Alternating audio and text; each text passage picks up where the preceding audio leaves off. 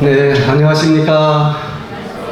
네, 2000년대 초반에 이쪽 뉴욕 여러 교회를 다니면서 이런 집회를 했던 기억이 납니다.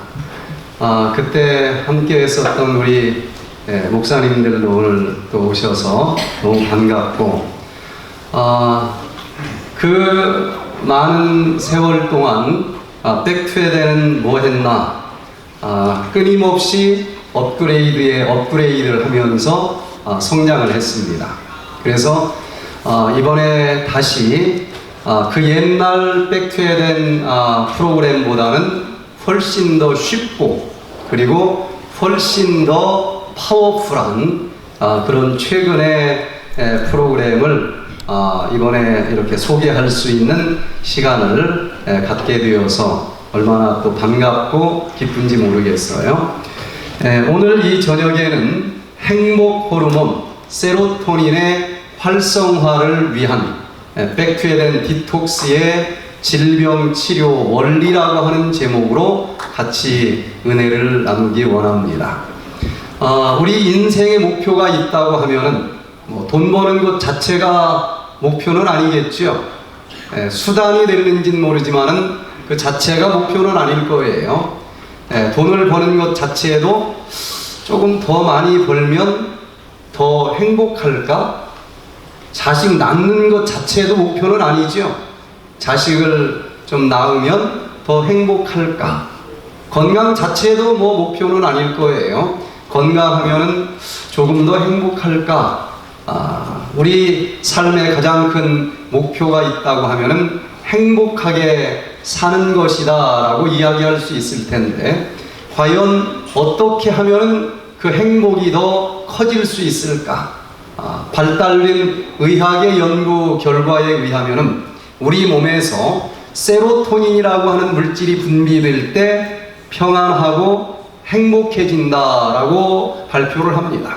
또 예수님께서 2000년 전에 이 땅에 오셨을 때에 무엇보다도 우리에게 주시기를 원하시는 가장 큰 선물이 있다고 하면은 우리에게 평안을 주기를 원하는데, 이 세상이 주는 것과 같지 않은 그 평안을 주기를 원한다 그랬습니다.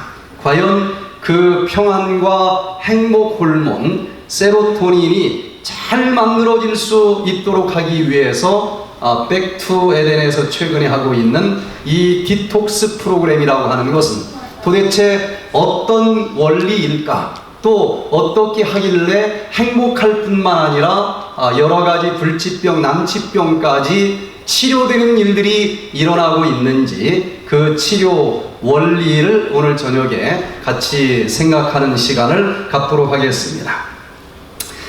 세로토닌 호르몬은 탄소 10개, 수소 12개, 그리고 질소 2개와 산소 하나가 만나면 만들어지는 물질입니다. 그래서 이 세로토닌 호르몬은 우리 몸속에 도파민이 너무 많이 나오면 아주 극도로 기쁘고, 기쁨이라기보다는 쾌락이라고 하는 표현이 더 맞을 것 같아요. 말초신경에 자극이 오면서 아주 쾌락을 느끼기 때문에 사람들은 그 쾌락을 향해서 자꾸 방향을 선택하고 그쪽으로 가려고 합니다. 그런데 이 도파민이 너무 많이 나온다고 해서 그게 우리가 원하는 삶이 될 것 같지는 않아요. 너무너무 높은 쾌락이 있는데 언제 이 쾌락에서 떨어질까 불안한 마음이 항상 같이 섞여 있을 텐데, 그것을 우리가 행복이라 얘기하지는 않을 겁니다. 그렇게 도파민이 너무 극도로 나와서 마치 마약을 먹은 것 같은 쾌락이 밀려올 때에 너무 뜨지 못하게 조금 가라앉도록 조절을 해주기도 하고, 때로는 노르아드레날린이 너무 많이 나오면 극도의 분노, 화, 치밀어 올라오는 거예요. 신경질이 나는 겁니다. 마음이 너무너무 밑으로 떨어진 상태.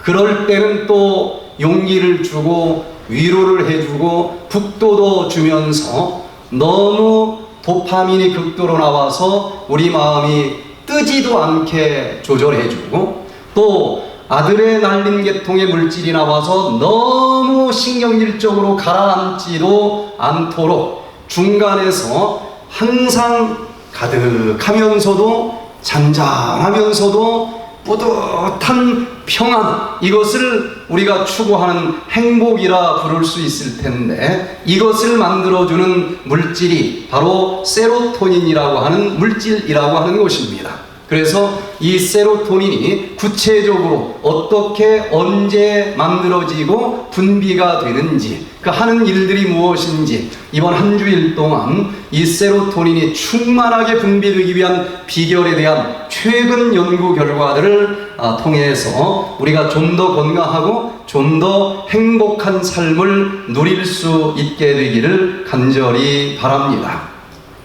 이 도파민이라고 하는 것은 뇌세포 한 중앙에 있는 복측 피계핵과 흑색질이라고 하는 부분에 공장이 들어있다는 사실도 밝혀졌어요. 여기서 도파민이 나오고, 이게 너무 부족하게 나오면 파킨슨병이 생기기도 합니다.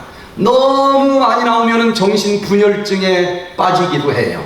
또 반대로 노르아드레날린이라고 하는 호르몬은 청간핵이라고 하는 곳에 공장이 있는데, 이것이 너무 많이 나오면은 화가 치밀어 올라옵니다. 이게 너무 적게 이제 쏟아지면 자신감이 없고 좀 위축되고 불안에 빠지기도 해요. 항상 적당하게 조절이 될 수 있도록 만들어주는 이 솔기핵은 특징이 있습니다. 여기 뒤통수를 딱 잡으면 손바닥 위치에 존재하는 솔기핵이라고 하는 곳에 공장이 있는데, 도파민과 노르아드레날린은 이 뇌가 좌반구, 우반구 두 쪽으로 나누어지는데 양쪽에 쌍으로 있습니다. 잘못하면 좀 균형이 깨질 수도 있겠죠. 그런데 조절을 해주는 이 솔기핵은 한 가운데에 하나만 있습니다. 그래서 언제나 중용을 취할 수 있도록 위치적으로도 양쪽에 있는 것이 아니고 한 가운데에 자리 잡으면서 우리가 언제나 어느 한쪽으로 가라앉든지 너무 날아가지 않도록 항상 평안을 유지해 줄 수 있는 호르몬, 바로 이 세로토닌 호르몬이 어떻게 만들어지는지 그 생성되는 기전이 낱낱이 지금 발표가 됐는데, 크게 이야기하면은 이 세로토닌은 뇌 밖에서 만들어지는 세로토닌이 있고, 또 하나는 뇌 안에서 만들어지는 세로토닌이 있다 그랬습니다. 그런데 이 평안, 행복 이런 것들은 주로 심리학자들의 연구 영역이었기 때문에, 마음이라고 하는 것은 어디에서 만들어진다 생각을 하고 있습니까? 뇌에서 만들어진다 생각하기 때문에 주로 지금까지는 뇌 안에서 만들어지는 세로토닌에 대해서 연구를 많이 했어요. 그런데 아주 최근 지난 한 5년 사이에 그게 뭐 좀 잘못된 것 같다. 사실은 우리 몸에서 분비되는 세로토닌 중에서 거의 90% 이상은 뇌 안에서 만들어지는 것이 아니라 뇌 밖에서 만들어진다는 사실이 밝혀지게 됐습니다. 그러면서 이 뇌 밖에서 만들어지는 90% 이상이나 만들어지는 그 공장이, 세로토닌 공장이 바로 우리 소장 속에 있다는 사실을 알게 됐고, 소장 속에서 누가 살고 있는지에 대해서 관심을 기울이다 보니 여기에 우리 몸속에 있는 세포 숫자보다도 10배 이상 더 많은 미생물이라고 하는 생명체들이 살고 있고, 내 마음 상태, 내 몸 상태는 사실은 내 세포가 만들어낸 것보다도 내 속에 있는 미생물이라고 하는 이 생명체들이 만들어낸 기분일 수도 있고, 내가 지금 땡기고 먹고 싶은 그 이유는 내 세포가 먹고 싶었다라기보다는 이 속에 있는 미생물이 그걸 먹고 싶어서 내 손이 그 음식으로 갔을 수 있다라고 이야기합니다.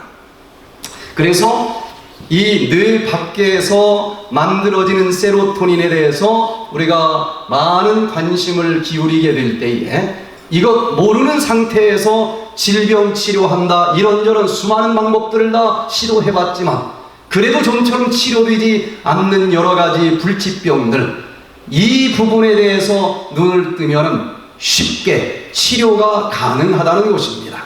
특별히 이 세로토닌은 물질로 구성된 이런 호르몬이기 때문에 이게 만들어지려면 재료가 있어야만 됩니다. 재료는 단백질입니다. 그래서 단백질을 비롯해서 나중에 더 종합적으로 살펴보겠지만 5대 영양소를 어느 하나라도 빠짐없이 균형지게 먹어줄 때에 몸과 마음은 평안해질 수 있어요.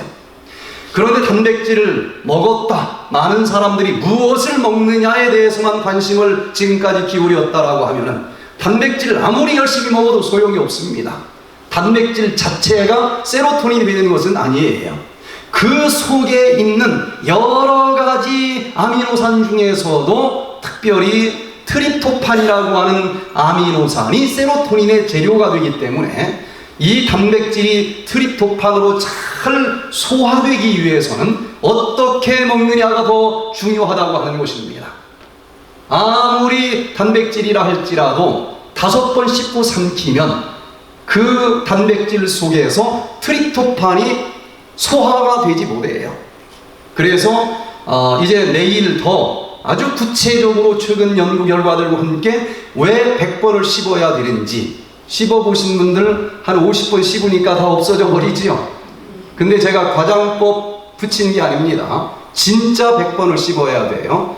제가 시간 있을 때 몇 번 씹나 하고 계산을 세보니까 127번을 씹더라고요. 그러면서 얻은 게 뭐냐? 제가 고등학교 한참 나이 때 돌멩이도 씹으면 소화된다고 하는 나이잖아요.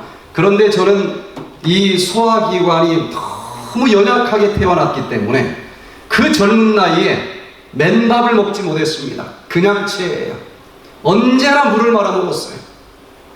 물을 말아 먹으면서도 조금만 먼저 삼키면 그냥 한 덩어리가 얹히고 항상 하나가 여기 체해 있어요. 미아리 외할머니 손잡고 따라갔더니 구체증이 있다 그러더라고요. 언제나 하나가 체해 있고 조금만 빨리 먹으면 하나가 더 올라가는 거예요. 그게 고등학교 때 제 장 상태였습니다. 그런데 대학 2학년 때 100번 씹는 이 놀라운 비결에 대해서 배운 다음에 아는 것이 아니고 실천을 했더니 지금은 이 소화기관이 저보다 더 좋은 사람이 있다고 하면 제가 따지자고 멱살 잡고 막 덤비려고 그래요. 완전히 바뀌었어요. 고등학교 때는 제 나이보다도 10살을 더 먹어봤습니다.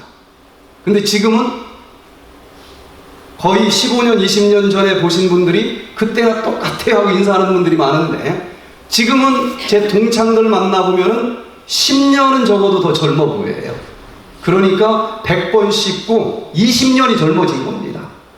그러니 어떻게 100번 씹어 그러지 말고 내일 최신 학문들이 100번 씹으면 도대체 얼마나 놀라운 일들이 일어난다라고 발표하고 있는지 한번 들어보시면 설악산 백패드 힐링센터에 오는 사람들은 진짜 100번을 다 씹습니다. 그러면서 여러 가지 어려운 질병들이 아주 쉽게 치료되는 것을 봐요. 단백질이 트립토판으로 소화되기 위해서는 100번 물리적으로 소화를 시켜줘야 되고 그 다음에 아무리 이빨로 1000번을 씹어도 절대로 트립토판 단위로 잘라지지는 않습니다. 화학적으로 또 녹여서 추출해야 되는데 여기에는 위산도 필요하고 그리고 비타민 B1과 B6도 필요합니다. 그러면 트립토판으로 딱 뽑아져 나오게 돼 있고 그것이 소장으로 내려가면은 소장에 장 크로마 친화성 세포 이씨세포가 들어있는데 이게 바로 세로토닌을 만드는 대공장이라고 하는 사실이 밝혀진 거예요. 여기에서 세로토닌이 만들어진다는 것입니다.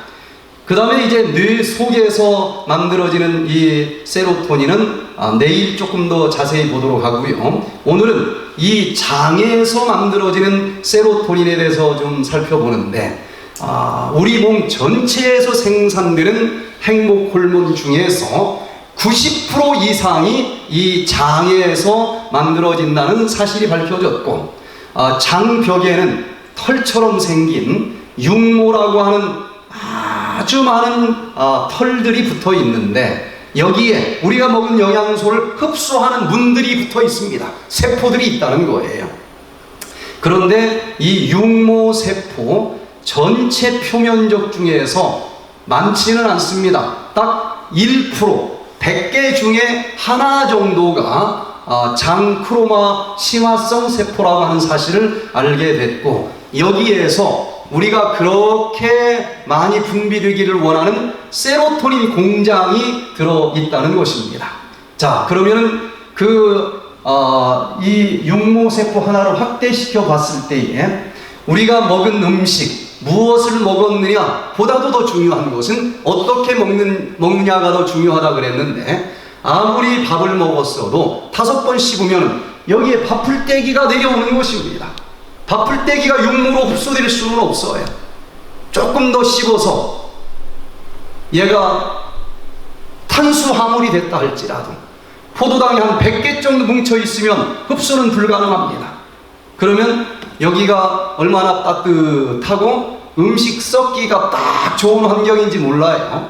바로 흡수되지 않으면 얘는 썩습니다. 썩는다는 얘기는 여기에 부패균, 유익균이 많이 섞여 살고 있는데, 바로 유해균이 먹는다는 것을 이야기하고, 유해균이 이걸 먹으면 아무리 밥을 먹었다 할지라도 그 결과물은 내 몸을 망가뜨리는 여러 가지 독소들이 나온다는 것이고, 이 독소들로 육모 자체가 다 녹아 없어져 버려요.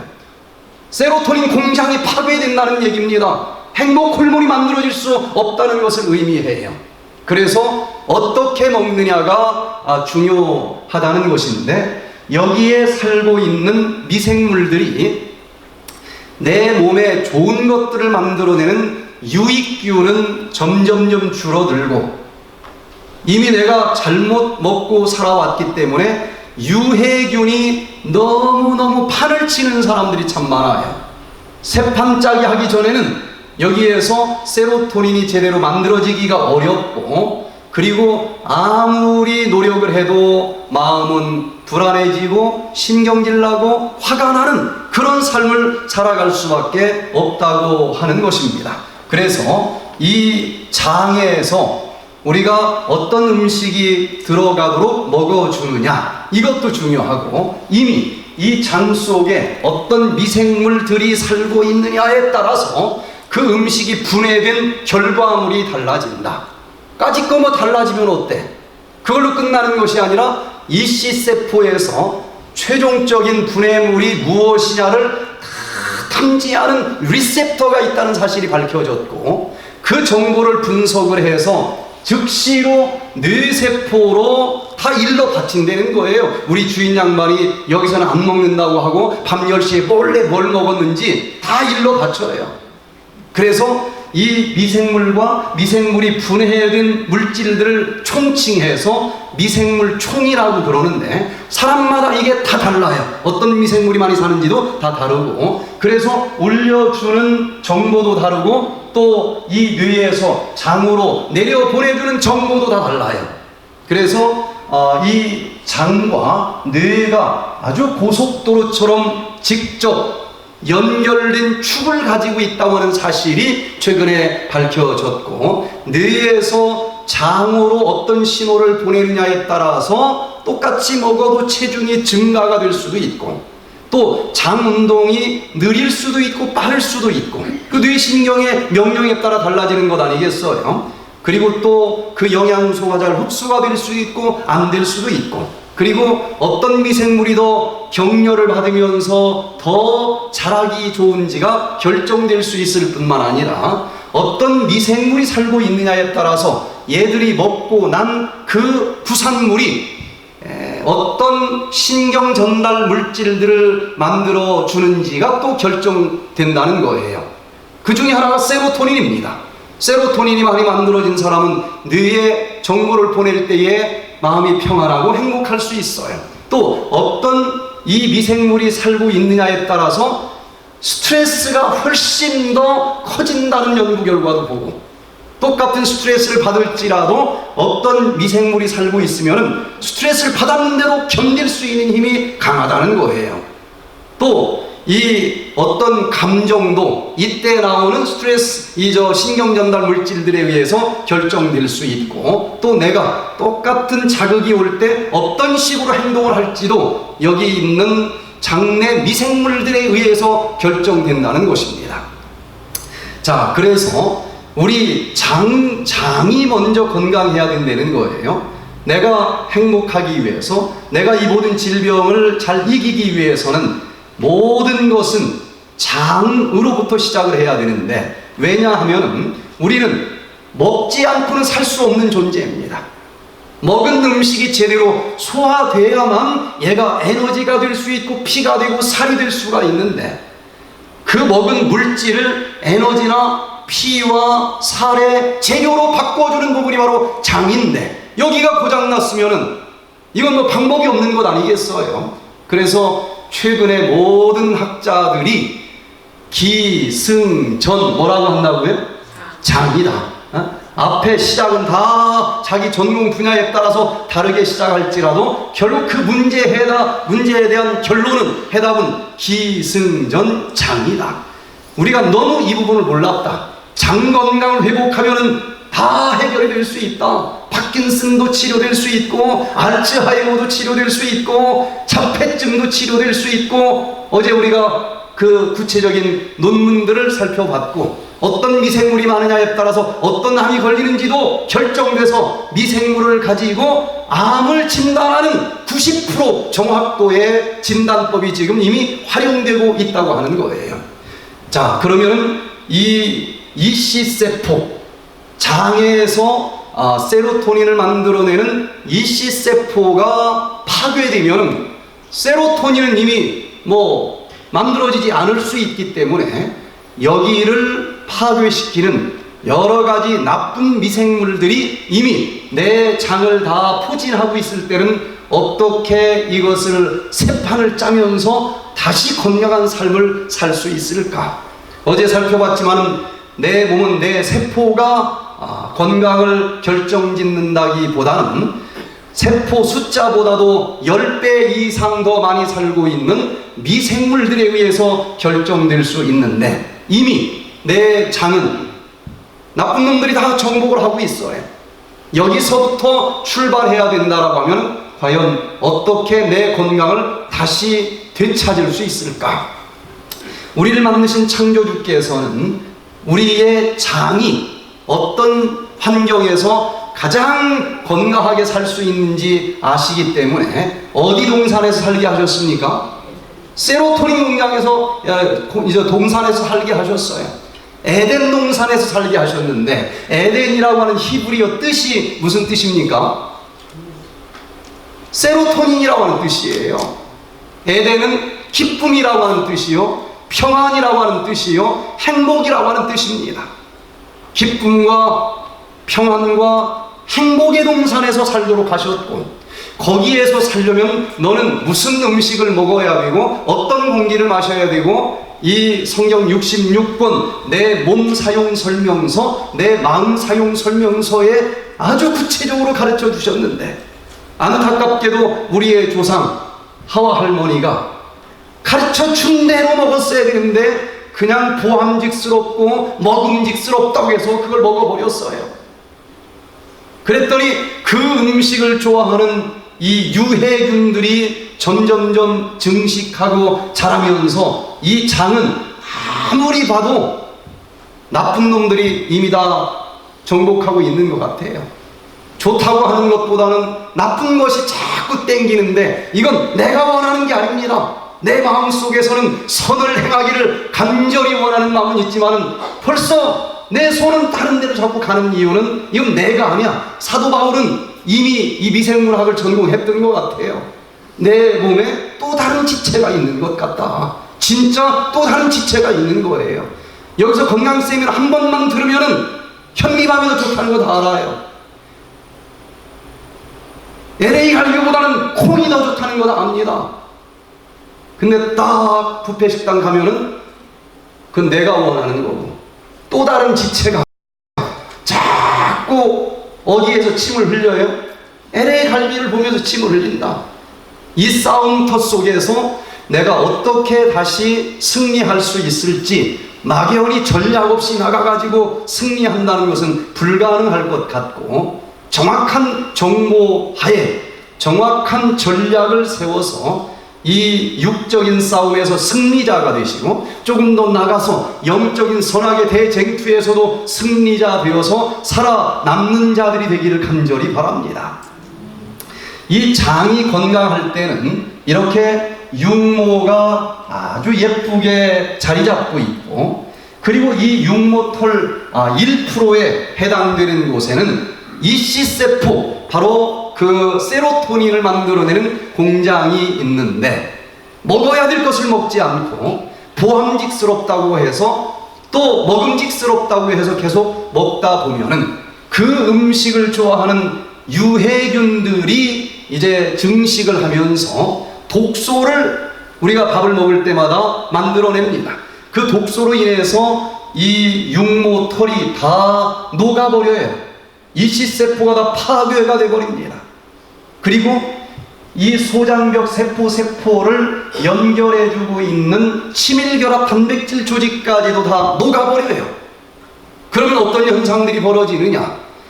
육모털이 다 녹아버렸기 때문에 밥을 먹었는데도 흡수하는 문이 다 없어져 보였어요. 영양 결핍성 질병이 찾아올 것입니다. 그리고 절대로 들어와서는 안 될 이 독소들이 소장벽 틈으로 새 들어오면서 장누수 증후군이 생긴다는 거예요.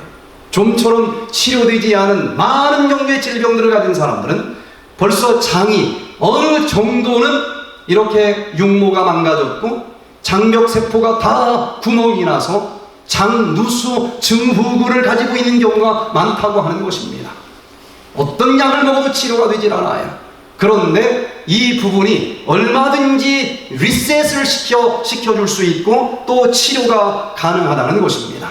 장누수 증후군으로 인해서 이것은 뿌리에 지나지 않고 여러 가지 질병들이 찾아올 수가 있는데, 첫 번째는 육모가 다 녹아 없어졌기 때문에 영양소가 먹느라 고생만 했지 흡수가 안 돼요. 어떤 영양소가 결핍됐느냐에 따라서 질병의 종류만 달라집니다. 예를 들어서 마그네슘이라고 하는 미네랄 흡수가 좀 잘 안 됐다. 그러면 자꾸 근육이 떨리는 증상이 찾아올 것이고, 비타민 K가 유별나게 흡수가 잘 안 됐다. 그럼 비타민 K는 혈소판을 만드는 주재료인데 혈소판이 제대로 만들어지질 않아요. 그러면은 껄핏하면 멍이 들어요.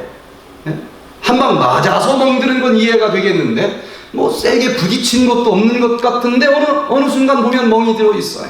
이런 사람들은 분명히 이 혈소판이 부족하든지 좀 기능이 문제가 있는 사람들이에요. 하나 더 깊이 들어가면 비타민 K가 부족하지 않은지 검사해 볼 필요가 있습니다. 또 아연이 좀 부족하다. 남성 호르몬의 주 재료인데 이게 부족한 사람들은 거의 대부분 남성 능력이 현저하게 떨어져 있는 것을 보게 돼요. 또 이 독소가 소장벽 사이가 뚫어지면서 절대로 들어와서는 안 되는데 새 들어와요. 이 독소가 일단 몸속으로 들어오면 떠돌아다니다가 뇌에서 달라붙으면 알츠하이머 치매가 올 수도 있고, 시냅스 연결 부위에서 달라붙으면 파킨스 병이 또 올 수가 있고, 관절에 달라붙으면 류마티스 관절염이 올 수도 있고, 눈 쪽에 달라붙으면 안구 검조증이 올 수도 있고, 어디에 가서 둥지를 트느냐에 따라서 수많은 종류의 질병들이 찾아올 수 있는 내독소 반응이 생길 수 있습니다. 또 세 번째는 이 육모가 다 망가질 정도로 독소가 소장에 가득가득 차고 넘치면 우리 몸속에서 질병과 싸워야 되는 군사, 바로 면역세포의 70%가 여기 장에 살고 있는데, 완전 쓰레기 더미 속에서 살고 있는 이 면역세포는 신경질이 나는 겁니다. 지치는 거예요. 짜증이 나는 것입니다. 누가 살짝 건들면, 예전에는 그러지 않았는데 굉장히 과민 반응을 일으켜요. 꽃가루 하나만 들어와도 막 과민 반응을 일으키면서 콧물, 눈물, 재치기가 나오고, 조금 이상한 합성 수지로 된 옷만 입어도 가벼운 것입니다. 각종 알러지도 여기 바르는 것 가지고는 절대 치료가 안 되지만, 여기 장을 고쳐줄 때에 지금까지 설악산에서 보면 한 달이 넘지 않게 깨끗이 치료되는 모습들을 봅니다. 또 한 단계 더 나아가서 면역세포가 조금 지치다 못해 파김치가 될 정도로 나빠지면 회가가 갑니다.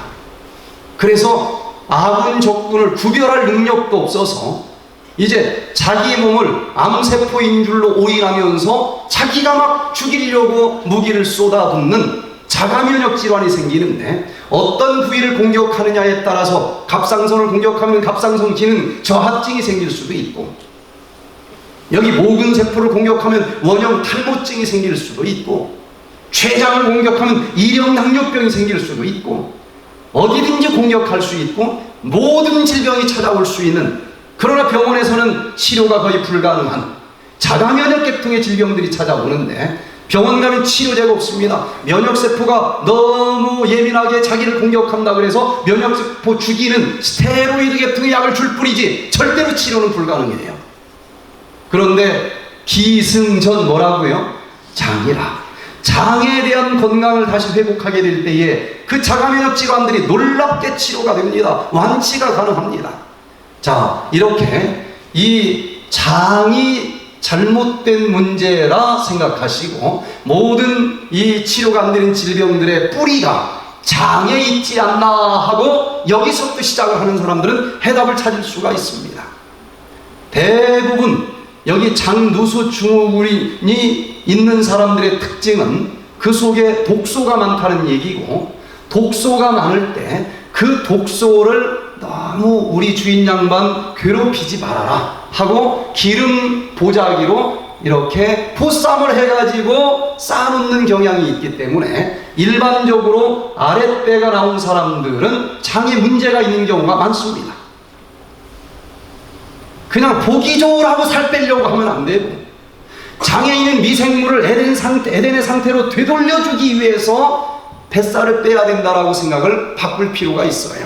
제가 피닉스에서 이 프로그램을 할 때였습니다. 그때도 그 피닉스에서 제가 첫 번째 하는 집회였기 때문에 백투 에덴 프로그램에 대해서 엄두를 내질 못해요. 뭐가 뭔지 잘 모르겠다는 거예요. 전화로 많이 설명을 해도 자신이 없대. 그래서 그러면 올해는 치료는 하지 말고 세미나만 하자. 그래서 직접 가서 일주일 동안 이게 왜 필요한지, 어떻게 하는 것인지, 무슨 효과가 있는지 자세히 세미나만 하고, 그러고서 1년 뒤에 그때는 이제 치료를 직접 하자. 그래서 피닉스에 가서 먹는 거는 없었어요. 저녁에 그냥 강의만 하는 겁니다. 그때 전재만 씨라고 하는 분이 참여를 했어요. 이분은 몸무게가 95kg가 나갑니다. 그 세탁소를 하는데 정말 열심히 했어요. 5개로 늘었습니다, 세탁소가. 근데 저절로 5개로 느는 건 아니죠. 밥 먹는 시간까지 쪼개면서 한쪽 손으로 햄버거 물고 한쪽 손으로 데리고 그랬더니 5개가 생겼어요. 몸무게가 95kg 늘었습니다. 아랫배에 지방이 많아요. 그렇게 아랫배에 쓰고 남는 지방질과 콜레스테롤이 넘친다는 얘기는 혈관 속에도 넘칠 것 아니겠습니까? 혈관에 콜레스테롤, 기름덩어리가 많으면 적혈구가 제대로 돌아다니지 못해요. 다른 세포 다 죽습니다. 그래서 임시방편으로 여기 통로에 쓰레기가 잔뜩 있다.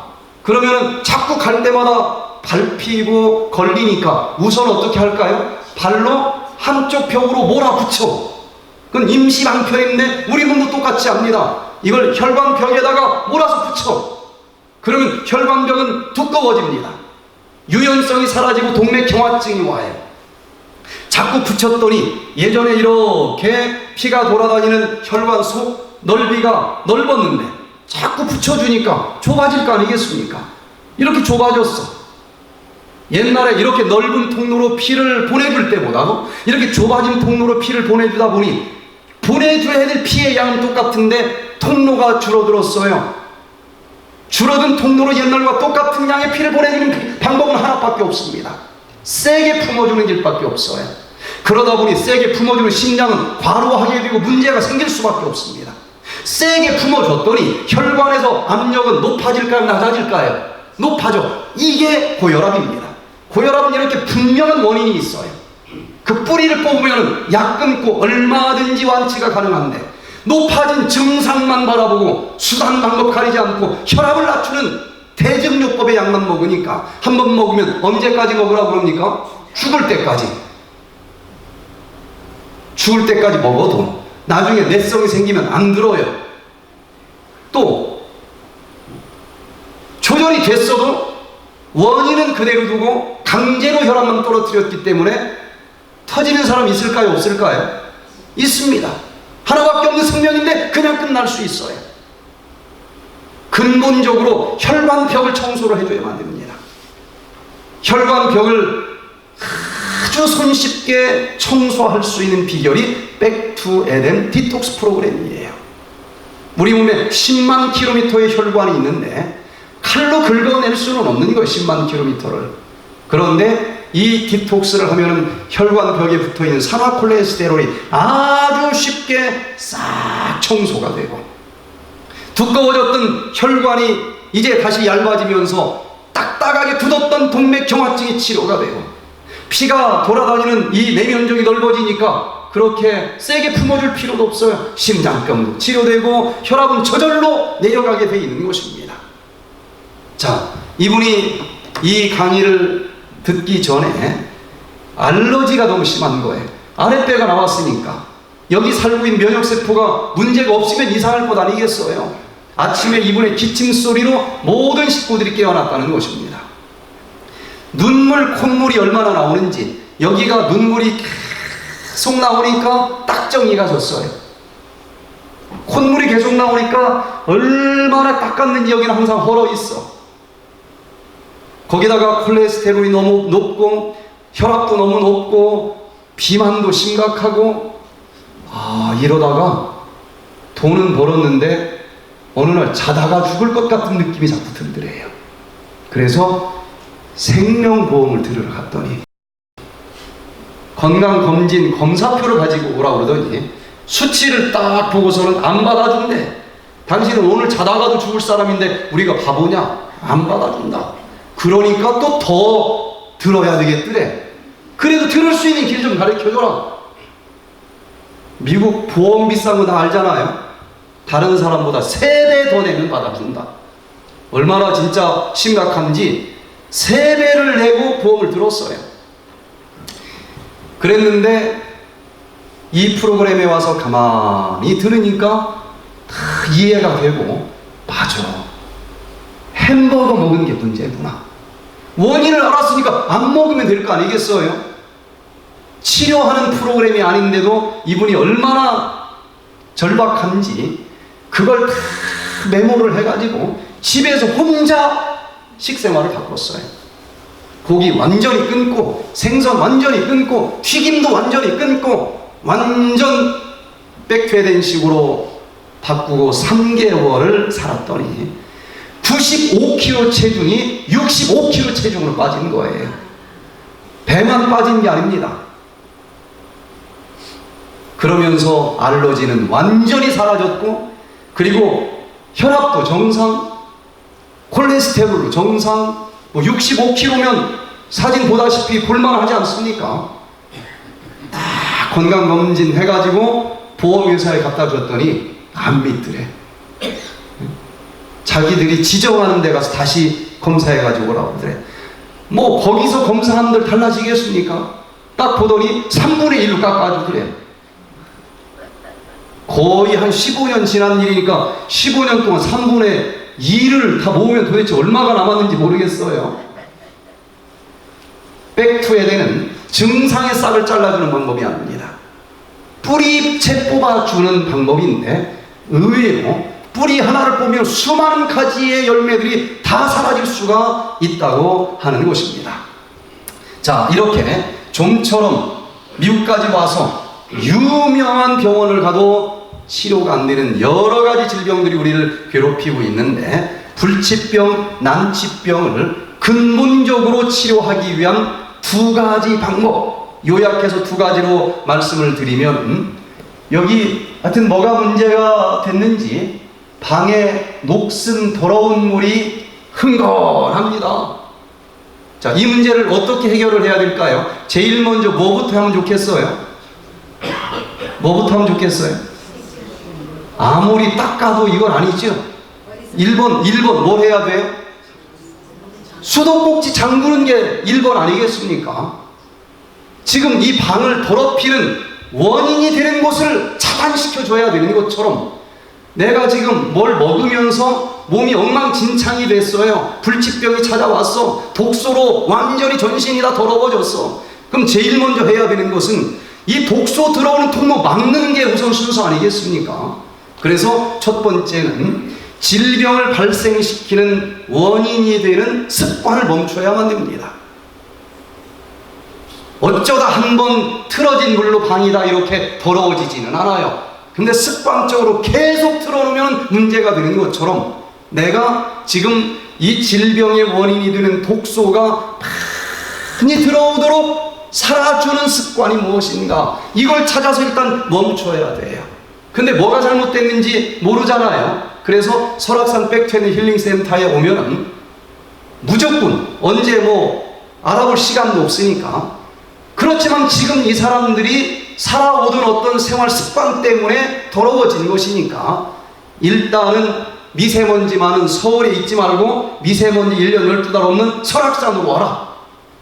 그리고 지금 뭘 먹었는지 그 신경 쓰지 말고 당신이 지금까지 먹던 음식 일절 먹지 말아라. 며칠 동안. 뭐가 뭔지는 모르지만 지금까지 자기의 환경과 생활 습관을 막아주는 게 첫 번째입니다. 자, 두 번째는 이거 막아줬다고 해서 이미 찌들어 붙어있는 이 장판이 깨끗해지지는 않지 않습니까? 물걸레로 닦아도 안 돼. 때로는 장판 뜯어서 버리고 새 걸로 깔아야 되는 상황까지 갔는지도 몰라요. 아무리 잠근다고 해서 되는 게 아닙니다. 여러분, 예전에 잘못된 생활 습관 때문에 혈관이 막혔어요. 내가 깨달았어. 무엇 때문에 막혔는지 깨달았어요. 오늘부터 내가 이제 채식한다. 그런다고 혈압이 딱 내려갑니까? 생각보다 안 내려갑니다. 이미 혈관에 달라붙어 있는 산화콜레스테롤은 석회화가 돼가지고 아무리 닦으려고 해도 닦아지지 않습니다. 이것을, 녹슨 것을 깨끗이 닦아내려면 특수 세제를 뿌리기 전에는 안 닦아지는 것을 봤을 거예요. 우리 몸도 마찬가지입니다. 그냥 지금 먹던 거 안 먹는다고 해서 끝나는 것이 아니고, 옛날에 잘못 살아오면서 축적된 이 독소들은 싹 청소해주는 전용 효소들을 투여할 필요가 있어요. 그래서 질병으로 발생한 이 독소와 파괴된 세포를 청소하기 위한 구체적인 효소와 구체적인 여러 가지 항산화제를 활용하면서 한번 보링을 할 필요가 있다고 하는 것입니다. 대청소를 할 필요가 있다고 하는 거예요. 자, 그래서 이미 내 장에 여러 가지 독소를 만드는 나쁜 독소들이 너무 많이 자리를 잡았다. 그러면 이 미생물계를 완전히 에덴 동산의 상태로 리셋시켜주는 방법은 무엇일까? 연구 결과는요, 내 몸속에 어떤 미생물이 사느냐, 그것은 내가 어떤 음식을 즐겨 먹느냐에 따라서 결정된다라는 사실을 어제 자세하게 살펴봤을 거예요. 그러면 지금 먹던 것 딱 멈추고 이제 정말 좋은 미생물들이 좋아하는 음식으로 바꿔주는데, 바꿔주기 전에 이미 축적된 독소는 한번 청소를 해줄 필요가 있다고 하는 것입니다. 자, 이 백투에덴 치료를 할 때 한 끼가 굉장히 중요합니다. 한 끼 정도야? 전부 한 끼 정도야 해서 넘어집니다. 이 장에서는 치열한 전쟁이 벌어지는데 유해균도 살고 있고요, 유익균도 살고 있습니다. 그런데 이 판을 한번 뒤엎기 위해서는 정말 한 끼도 중요합니다.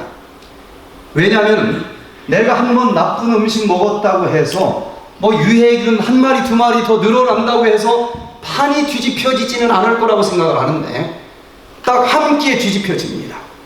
왜냐하면은요, 발표한 것을 보면은요, 유해균과 유익균만 장에 살고 있는 것이 아니라 중간균이 살고 있다는 거예요. 중간균이 그런데 훨씬 많아요. 유해균이 10%라고 하면은 유익균은 한 30% 정도 살고 있고 중간균이 60%나 된다는 거예요. 여기서 중간균은 무슨 일을 하느냐? 어느 쪽이 싸움에서 이길까? 눈치균입니다. 눈치를 보다가 딱 한 끼밖에 아닌데도 한 끼를 먹고 유해균 쪽이 하나 두 개 늘어난다? 그러면 아직도 유익균이 강할지라도 눈치균은 얼마나 계산이 빠른지 요런 속도면 누가 이길 것 같아요? 유해균이 이길 것 같다. 그러면 중간균이 전부 유해균 쪽으로 달라붙어 1대 3이 아니고 7대 3의 싸움으로 어느 순간 바뀌어질 수 있다는 거예요. 그래서 이런 법칙과 함께 철저하게 에덴의 생활을 지켜간다고 하면은 이미 잘못된 요 장의 환경을 완전히 뜯어서 버려주고 새로운 세포가 재생될 수 있도록 해줄 수 있다는 것인데, 그러면은 이 장에서 독소를 만들어내는 유해균은 무슨 생활 습관을 가진 사람들에게 많이 유해균이 증식되는지 이걸 알아야 그 습관을 고칠 거 아니겠습니까? 지금까지 이 부분에 대한 연구 결과들을 보면은요, 과도한 설탕을 먹으면 유해균이 그렇게 좋아한다는 겁니다. 설탕을 너무 좋아하는 이 식습관을 가진 사람들은 유해균이 그걸 먹고 유해균 숫자가 늘어난다는 것이 밝혀졌고, 또 별것 아닌 것 같은데 식품 첨가물들이 뿌려진 음식을 먹을 때에 유해균들이 이걸 그렇게 좋아한다는 거예요. 여기서 조미료 친 거 먹으면 참 좋지 않습니까? 근데 나는 싫어하는 거예요. 머리가 아프지 않습니까? 알면서도 이걸 먹는 것은 누가 달라고 하는 것 같아요? 이 나쁜 균들이 달라고 해서 먹는 겁니다. 그거 먹으면 유해균이 엄청나게 증식한다는 사실들이 밝혀졌고, 또 항생제를 먹을 때 어떤 일이 벌어질까요? 균 다 죽는데 유익균이 더 질길까요? 유해균이 더 질길까요? 저 밭에 보리가 더 질겨요? 잡초가 더 질겨요? 잡초가 훨씬 강합니다. 그래서 항생제를 먹으면 유익균이 먼저 싹 일망타진 돼버려요. 그리고 나중에 올라오는 건 전부 다 유해균만 살아나. 그래서 항생제 자주 먹는 사람들은 유익균이 살아있기가 어려워서 결국은 유해균의 장이 돼버려요. 그리고 스트레스를 받을 때도 이상하게 요 나쁜 균들이 그렇게 신경질을 내고 짜증낼 때는 좋아한다는 겁니다. 그 균이 많으면 또 신경질이 자꾸 많이 나는 거예요. 자, 그러면은 그 중에 또 소금을 많이 먹어도 이 유해균이 더 많아진다는 연구 결과가 여기 네이처지 2017년 11월 15일자에 발표된 논문에서 자세하게 증명을 해주고 있는데, 소금을 많이 먹는다. 여기 이 도미니크 밀러 교수의 연구 결과를 보면요, 일단 짜게 먹는 사람들이 있죠. 소금을 많이 먹는다는 얘기는 이 장 속에는 이렇게 좋은 유익균들도 있을 거예요. 그런데 짜게 먹으면 락토바실러스와 같은 유익균은 다 파괴가 된다는 것입니다. 다 죽어요. 힘을 못 써. 소금이 많은 곳에서는. 그런데 이 연구자들이 발견한 것은 그 장에 TH17 헬퍼 면역세포들이 살고 있다는 것을 확인을 했는데, 여기 도너스 모양으로 그려진 거예요. 얘들은 소금이 들어오면 더 극도로 힘이 강해진다는 겁니다. 면역세포가 막 힘이 강해지면 다 좋은 줄 아는데 너무 극도로 이게 높아지면 어떻게 될까요? 얘가 과민 반응을 일으키게 돼요. 그러면서 이 혈압도 높아지고 또 다발성 경화증과 같은 자가 면역 질환이 생긴다는 거예요. 면역세포가 딱 나쁜 놈만 잡아먹어야 되는데 자기 몸을 공격하는 일이 벌어지면서 수많은 증상들이 찾아오는데, 그 중에 다발성 이 경화증이라고 하는 이 질병이 왜 찾아오는지 보면은요, 너무 짜게 먹는다. 한국 사람들은 짜게 먹는 걸로 유명한 민족 아닙니까? 평균보다도 권장량보다도 2.5배를 먹는 민족입니다. 자, 그러면은 이 짜게 먹을 때에 지금 살펴본 것처럼 TH17 면역세포가 힘이 막 강해져요. 너무 강해져. 극도로 강해져. 그러면은 이제 자기 조직을 공격하는 일이 벌어진다는 거예요. 어떤 조직을 공격하느냐에 따라서 아까 얘기한 수많은 자가 면역 질환이 생길 수 있습니다. 그런데 그 중에서도 특별히 우리 몸의 모든 조직들은 뇌에서 신호를 보내면은 그 조직까지 신호가 전달되는 전선이 있을 것 아니겠어요? 그게 바로 신경인데, 전선은 가운데 구리선이 있고 또 절연선이 또 감싸고 있지 않습니까? 우리 신경도 똑같아요. 한가운데에 이 신경 신호가 지나가는 그 선이 있고, 그게 옆으로 누전되지 않도록 미엘린이라고 하는 피복으로 감싸져 있습니다. 그런데 면역세포가 너무 과도하게 흥분을 하면서 그 피복을 공격을 하는 거예요. 그러면은 이 신경이 이렇게 망가져버려. 그럼 전선 피복이 까졌으니까 신호가 자꾸 누전될 거 아니겠습니까? 새 나올 것 아니겠어요? 새 나오면서 이상한 현상들이 생기는데, 이 신경이 어디 부위에 있는 신경에서 이런 일이 일어났느냐? 한 군데가 아니고 다발성으로 주로 생기는 병이에요. 그러면 어디 쪽에서 이 신호가 자꾸 찌찌직 하면서 새 나오느냐에 따라서 수많은 증상들이 찾아오는데, 병원 가면 이러면 불치병입니다. 시신경 쪽에서 이런 일이 벌어지면 한쪽 눈, 심하면 양쪽 눈이 안 보여. 이상한 현상들이 자꾸 벌어져. 사람에 따라서 수많은 증상, 왜? 신경으로 뭐 닫고 열고 눈물 나오고 모든 게 다 결정되는 것인데, 그중 한 기능이 이상이 있는데 치료가 안 돼. 또 뇌 간 쪽에서 이런 문제가 생기면 막 복시, 두 개로 보이는 현상이 벌어지기도 하고, 또 척수는 신경 아니면 다발 아닙니까? 이쪽에서 공격을 받아서 망가지면 거기에서 손발 움직이라고 하는 쪽에 문제가 생겨요. 운동조절 장애가 오고 팔다리가 이유 없지 뭐 다른 검사해 볼 때는 허약해지고 또 자꾸 저려요. 자꾸 저린 증상, 신경통, 또 감각이 이상해져.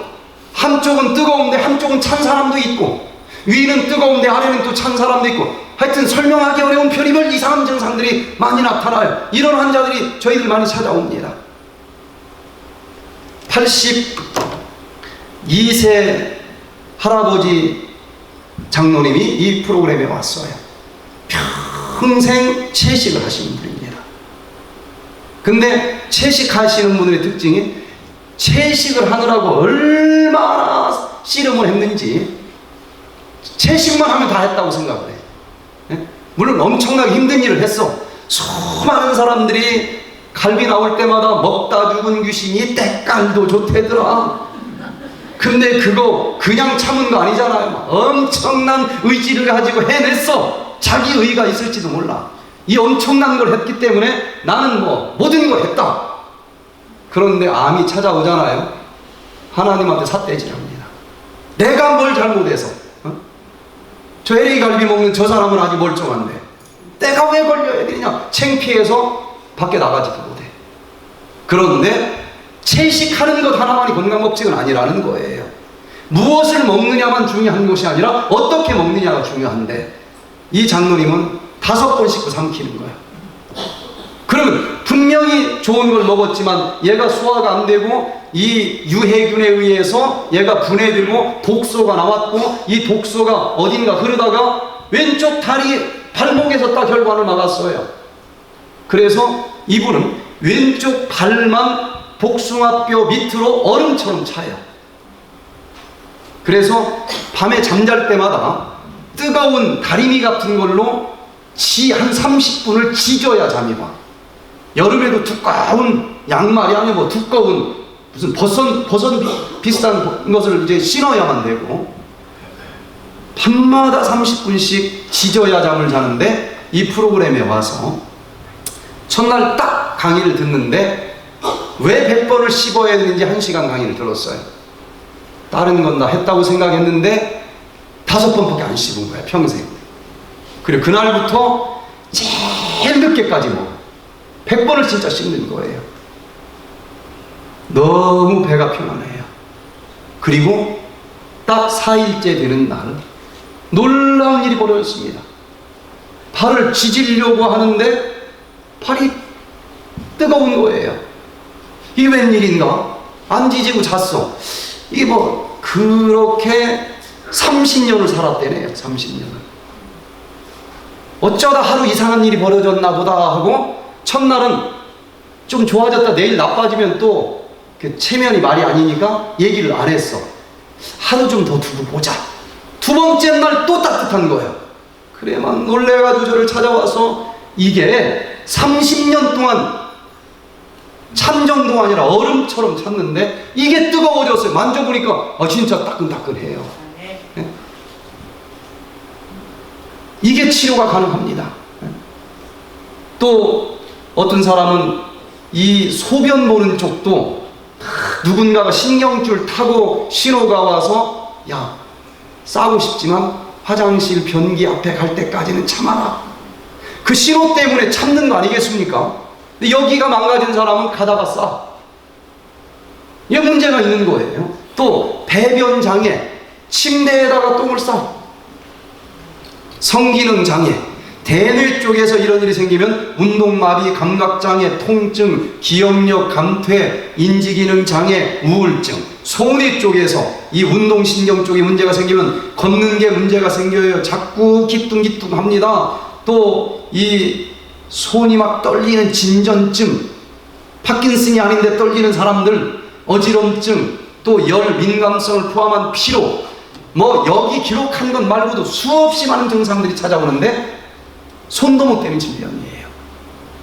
그런데 이런 것들이 전부 이 장내 미생물과 관계가 있다는 얘기고, 구체적으로 생활습관을 고치면 되는데 생활습관 고치는 게 그렇게 불가능한 것은 아니라는 것입니다.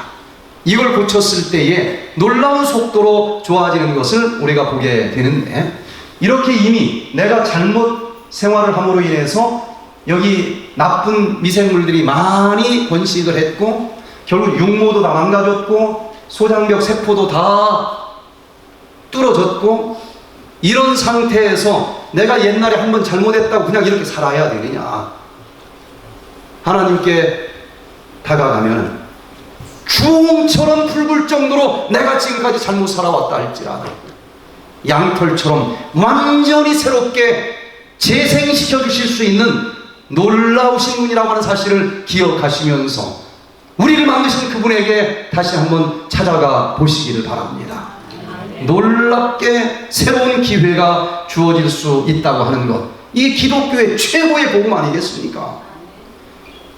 과연 이미 망가진, 저도 이미 고등학교 때 이미 다 망가졌지만 어떻게 새로운 장을 가지고 살 수 있을까?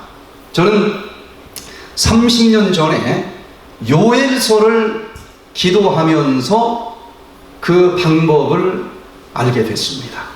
요엘서에 보면 마지막 시대에 늦은 빛 성령이 부어진다라고 예언이 되어 있고, 그 늦은 빛 성령이 임할 때에 치료의 기적이 그들에게 베풀어질 것이다라고 하는 약속이 있습니다.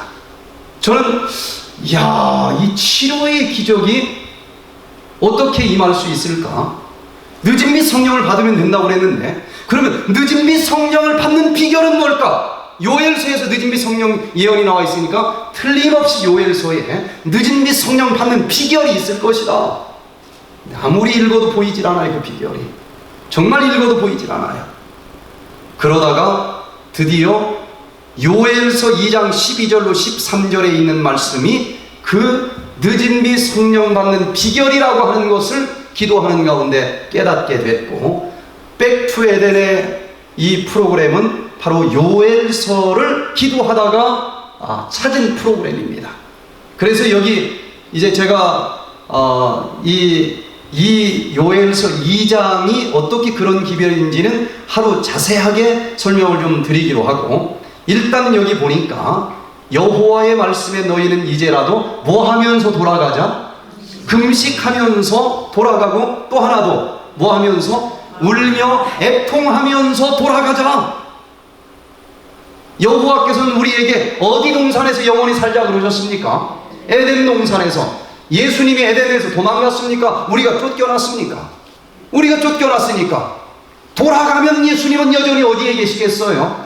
에덴에 계시니까 여호와께 돌아가자는 얘기는 백투 에덴 하자는 얘기고, 그래서 프로그램을 그냥 백투 에덴 프로그램이라 이름을 줬고, 그 거룩한 늦은 빛 성령을 받기 위해서는 영적으로 육적으로 더러워진 그릇이 정결하게 씻어져야 될 텐데, 이 육적으로 내가 먹지 말아야 될 것, 보암직스럽고 먹음직스럽다고 해서 먹음으로 인해서 이 육체가 독소로 완전히 더러워진 것을 정결하게 씻어야 되는데, 그 방법이 바로 금식이라고 여기서 가르쳐줬다는 것을 알게 됐고, 또 우리의 영혼이 죄로 더러워진 그릇은 어떻게 씻어야 될까? 회개의 눈물, 애통의 눈물 외에는 씻어질 길이 없다고 하는 것입니다. 자세한 것은 나중에 좀 더 살펴보기로 하고, 왜 금식을 하면은 잘못 먹어서 쌓인 독소가 싹 디톡스가 된다는 얘기일까? 저는 예전에는 이 에너지 사용의 우선순위 법칙으로 이걸 이해를 했습니다. 그럴 것 같다. 그래서 이 이론으로 이 디톡스 프로그램을 15년 전부터 계속 해왔고, 하여튼 결과적으로 놀라운 치료들이 일어납니다. 우리 몸에서 사용할 수 있는 에너지는 무한대가 아니에요. 일정량 정해졌습니다. 그래서 오장육부가 서로 자기가 더 중요하다, 내가 먼저 써야 된다, 경쟁을 할 텐데, 이럴 때는 지구온회 할 때 다 자기네 부서가 중요하다고 그러지만 객관적으로 우선순위를 따져서 네가 먼저 쓰고 나오면 두 번째, 이렇게 해야만 합리적인 거 아니겠습니까? 그래서 이제 에너지 사용 우선순위 법칙이 어떻게 정해졌는가 하고 따져보니까, 자, 두뇌 세포가 먼저일 것 같아요? 위장 세포가 먼저일 것 같아요? 위장한테 에너지 아무리 줘봤자 얘가 신호 안 보내면 무용지물 아닙니까? 그래서 에너지 사용 우선순위 법칙 넘버1은 두뇌계입니다. 두뇌계가 누구 움직여라 라고 신호를 보내야 되는 거예요. 그러면 두뇌계가 신호를 보냈을 때에 소화기계가 먼저일까요? 운동계가 먼저일까요? 헷갈립니까? 저도 여기서 헷갈렸어. 일단 먹은 게 소화가 돼야 그 에너지로 운동을 하지 않을까? 그러니까 뭐가 먼저 같아요? 소화기계가 먼저일 것 같아. 그런데 결과는 운동계가 먼저입니다. 운동계가 쓰고 나면 소화기계가 쓰게 돼 있어, 급할 때는. 자, 한번 생각을 해보세요. 밥을 한 사발 잔뜩 먹었습니다. 평상시는 운동계가 양보할 수도 있어. 이제 소화기계가 운동계가 양보를 하면은 물론 양보했으니까 소화기계가 쓸 수도 있지만, 자, 밥을 잔뜩 먹었는데 저 뒤에서 호랑이가 달려오는 거예요. 이제 운동계는 내가 먼저다, 소화기계는 내가 소화를 시켜야 네가 달릴 거 아니냐. 서로 싸웠어. 만약에 소화기계가 끝까지 우기면은 어떤 일이 벌어졌을까요? 요 밥 소화되기 전에 호랑이한테 전체가 다 소화됐을 거예요. 그래서 살아남으려면 누가 당연히 먼저 해야 돼? 운동계가 먼저고 소화기계가 나중인데, 아니 소화도 안 시키고 에너지가 어디서 나오느냐? 이건 지금 먹을 음식으로 장단지가 움직이는 게 아닙니다. 이건 아까 먹은 것이 벌써 장단지 근육에 들어가 있어. 혈관까지 들어가 있고. 이해가 되십니까? 그래서 운동계가 먼저고 소화기계가 먼저입니다. 그런데 두뇌계, 운동계, 소화기계 모든 세포가 움직일 때는 에너지만 나오는 것이 아니라 독소가 같이 나와. 찌꺼기, 끓음이 같이 나와요. 그러면 이게 많이 쌓이면 질병이라고 하는 것이 찾아오는 것인데, 이걸 그때그때 청소를 해줘야 몸이 깨끗하고 질병이 안 걸릴 것 아니겠습니까? 이것을 청소해주는 것이 해독계인데, 해독계는 언제 가동이 되느냐? 손님 다 초청해서 한참 밥 먹고 있는데 자 청소합니다 하고 막 그때 청소하면 되겠어요? 언제 해야 됩니까? 다 끝난 다음에. 그래서 이 해독계는 두뇌계, 운동계, 소화기계가 다 사용하고 남으면 해독계가 가동이 된다는 거예요. 그러면 현대인들을 괴롭히는 질병들은 왜 찾아왔을까? 자, 공통점이 이 신경 쓰는 것, 스트레스 받는 것, 이 두뇌계를 예전 조선 사람들보다도 지금 현대인들은 더 많이 받는 것 같아요? 적게 받는 것 같아요? 많이 받죠. 두뇌계가 엄청나게 사용이 됩니다. 한국에 사는 한국인들이 더 스트레스 많이 받는 것 같아요? 미국에 이민 온 한국 사람들이 더 스트레스 많이 받는 것 같아요? 기분 나쁠지 모르겠지만 미국에 온 한국인이 더 스트레스 많이 받는다는 거예요. 왜? 그놈의 영어가 뭔지 같지도 않은 문화 속에서 살아남으려고 보니까 여기서 살듯이 한국에 살았으면 다 부자 됐을 거예요. 하여튼 스트레스를 많이 받습니다. 그리고 또 소화기계는 어떨까요? 옛날 70년대 이민 올 때 그 보릿고개 있을 때보다도 지금은 더 많이 먹는 것 같아요? 적게 먹는 것 같아요? 이건 뭐 뷔페 식당 한 번 가면 아랫배 부둥켜 안고 나올 정도로 많이 먹어. 얼마나 많이 먹는지 몰라. 그래서 두뇌계와 소화기계가 너무 많이 사용되기 때문에 해독계에서 사용될 에너지가 대부분 부족합니다. 독소가 자꾸 축적되고 한 50년 쌓이면 이것도 안 올라갈 정도로 여기 쌓여요. 50견이 생깁니다. 그러면 이런 질병을 어떻게 치료를 해야 될까? 어떻게 해서든지 해독계가 좀 많이 쓰는 집에 가서 좀 얻어와야 되지 않겠습니까? 에너지를. 그래서 두뇌계 백퇴덴의 원리는 이거예요. 일단 지금 스트레스 받는 장소 떠나서 모든 건 내려놓고 설악산으로 와라. 그 자체가 치료가 됩니다. 자꾸 암이 걸렸는데도 직장을 끝까지 나가려고 하는 사람이 있어요. 무조건 병가 1년 내라고 합니다. 그걸 못 내면 방법이 없어. 근데도 그걸 못하는 사람들이 있어요. 그러다 1년 있다 죽는 사람들도 봤어요. 그래서 일단 무엇 때문에 스트레스 받는지도 모르니까 그 환경, 그 공간, 그 생활을 잠깐 한번 벗어봐라. 살고 죽는 문제인데 스트레스가 제일 커요. 그리고 생활 습관을 고치는 전문 연구 결과를 보면은 지금 있는 환경에서는 새로운 습관의 회로가 만들어지는 게 어렵다는 것입니다. 환경하고 연관돼서 그냥 옛날 회로가 자꾸 나간다는 거예요. 새로운 환경으로 옮겨야 힘들지만 이 새로운 습관 회로가 만들어질 수 있다는 거예요. 가능하면 오라고 합니다. 그리고 수고하고 무거운 짐진 자들아 다 내게로 오라. 내가 너희를 쉬게 하리라. 이분에게 인도해 주면서 일평생 좀 뒤돌아보면서 뭐가 잘못됐는지, 어떤 죄책감이 나를 짓누르는지, 밥 먹고 계속 시골 계곡에 올라가서 그걸 좀 내려놓으라고 그래요. 그러면은 이 두뇌계가 현저하게 에너지를 절약을 해줍니다. 그리고 또 이제 소화기계는 며칠 동안 밥을 안 먹어요. 안 먹지만 배가 고프지 않을 정도로 이 독소를 청소해주는 데 필요한 최소한의 여러 가지 효소와 항산화 주스와 포도 주스와 집에서보다도 자주 먹어요. 이걸 먹지만 소화는 다 이미 된 것이기 때문에 소화기계는 거의 사용이 안 됩니다. 드디어 에너지가 남아돌면서 해독계가 가동이 되고 일평생 축적되었었던 독소들이 떨어져 나오면서 이 질병들이 치료가 되는 것입니다. 그냥 요 정도 이론을 가지고도 수많은 암 환자들이 치료되고 수많은 알러지 환자들이 치료가 됐는데 2016년도에 백투에덴이 폭발적인 힘을 받습니다. 2016년도에 오스미 요시미리 교수님이 노벨 생리의학상을 수상을 하는데 뭐 가지고 생리의학상을 받았는가 하고 논문을 입수해서 읽어보니까 오토파지, 오토 스스로, 파지 먹다, 자기 몸을 자기 스스로 뜯어먹으면서 살아남는 현상, 아메바를 가지고 실험을 했는데 이것이 지금까지 불치병으로 여겨졌었던 질병들을 치료할 수 있는 제3의 의학이 될 수 있다 해서 노벨 생리의학상을 받게 된 거예요.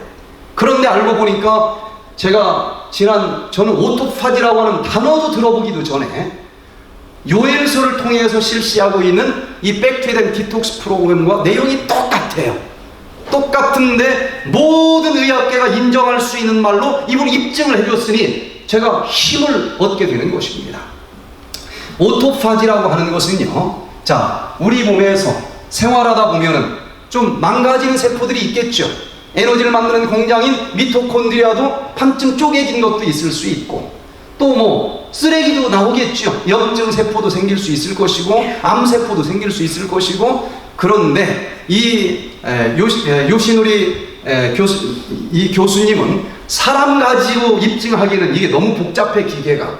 그래서 딱 세포 하나짜리 생명체 아메바를 가지고 관찰을 했더니 이걸 쉽게 증명할 수가 있었습니다. 자, 여러가지 염증 세포나 찌꺼기나 망가진 미토콘드리아 이런 것이 생기면 쓰레바지로 싹 모아가지고 봉지 속에다 집어넣는 일이 벌어지더라는 거예요. 그래서 다 한자리를 모아서 이 보쌈을 딱 해버려.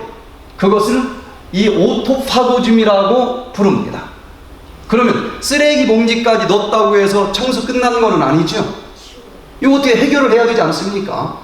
이걸 어떻게 하나 하고 보니까 리소솜이 찾아와가지고 그 쌓아놓은 쓰레기 보따리에 딱 키스를 하더래. 구멍을 뚫더니 하고 뭘 불어넣어. 그랬더니 거기에 있는 것들이 다 분해가 되는 겁니다. 분해가 돼서 진짜 쓸모없는 것은 버리는 것이고, 그런데 대부분 그것을 가지고 에너지로 사용을 하더라는 것입니다. 그리고 또 일부는 못 같은 건 좀 쓸만해, 다시 새로운 세포 만드는 재료로 사용을 하더라는 거예요. 이것을 오토파고즘이라고 했는데 뭐 이까짓 거 발견했다고 노벨상을 주느냐, 그 이유가 뭔가 하면요, 자, 이 오토파고즘이 이제 내 몸에서 가동이 되면은 내 몸에 쓸데없는 염증 세포가 없어진다는 거예요. 또 수명이 다 된 낡은 세포가 뜯어져 태워진다는 것입니다. 그런데 그게 뜯어져 태워지면 그 자리에 새로운 세포가 재생이 된다는 거예요. 그래서 정말 노인성 질환이나 불치병들을 치료할 수 있는 제3의 의학이 될 수 있다 해서 노벨상까지 받은 겁니다. 그런데 문제는 이 오토파지 시스템의 스위치가 켜져야 되지 않겠어요? 켜지는 스위치가 뭐냐? 바로 여기 뉴트리언트 스트레스라는 것을 발견을 한 거예요. 이게 무슨 얘기인가 하면은요, 이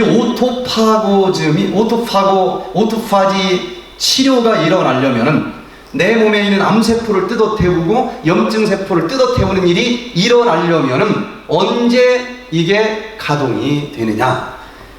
영양적으로 스트레스를 받아야 된다는 거예요. 배불리 한 사발 먹었을 때는 스트레스를 받지 않겠죠? 근데 못 먹었어. 그러면 세포가 스트레스 받겠죠? 이때 오토파지 시스템이 가동이 된다는 것입니다.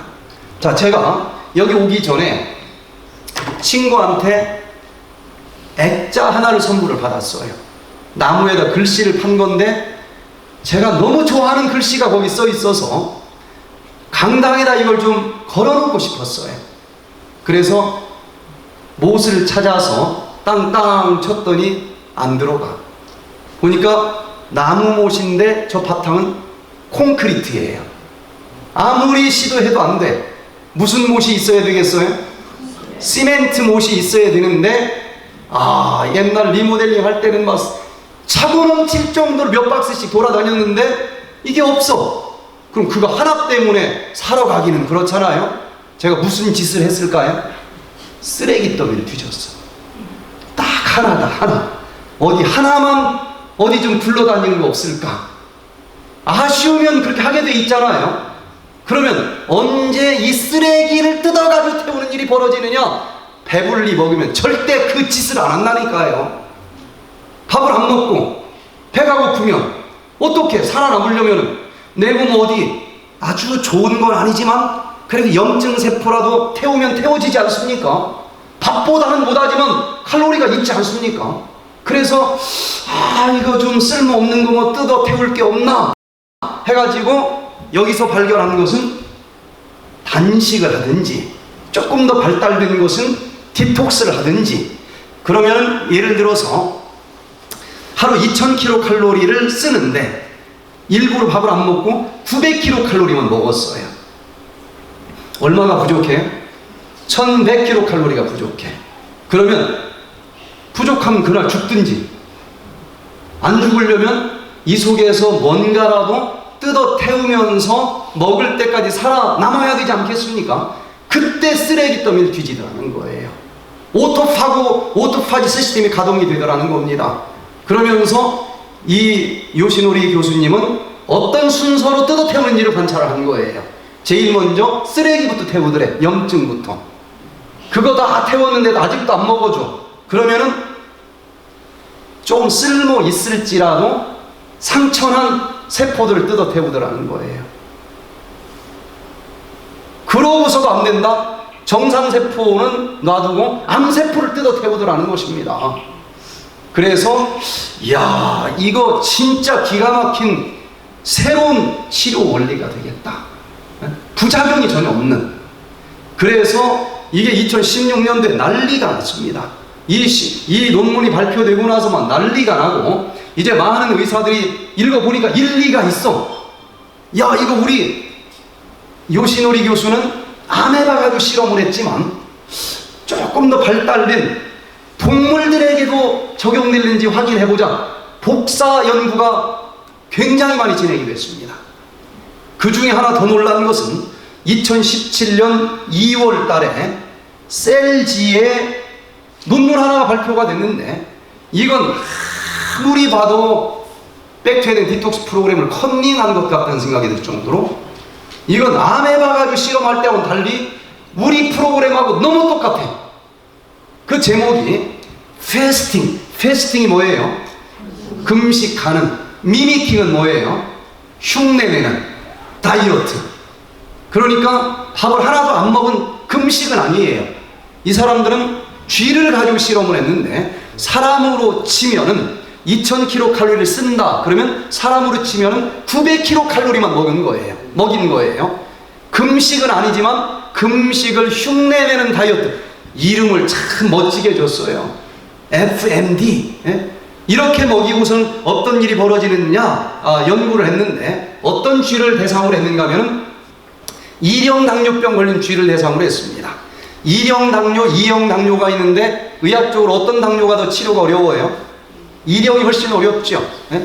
2형은 인슐린은 충분해. 세포 리셉터만 좀 청소하면 얼마든지 고쳐질 수도 있어요.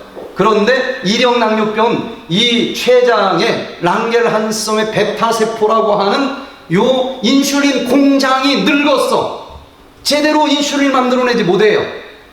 그래서 혈당이 조절이 안 되면서 진짜 불치병인 1형 당뇨가 걸리는데, 그 1형 당뇨 쥐에게 디톡스를 시킨 겁니다. FMD. 그랬더니 900을 먹고 2000kcal를 써야 되니까 얼마가 부족해요? 1100kcal가 부족해.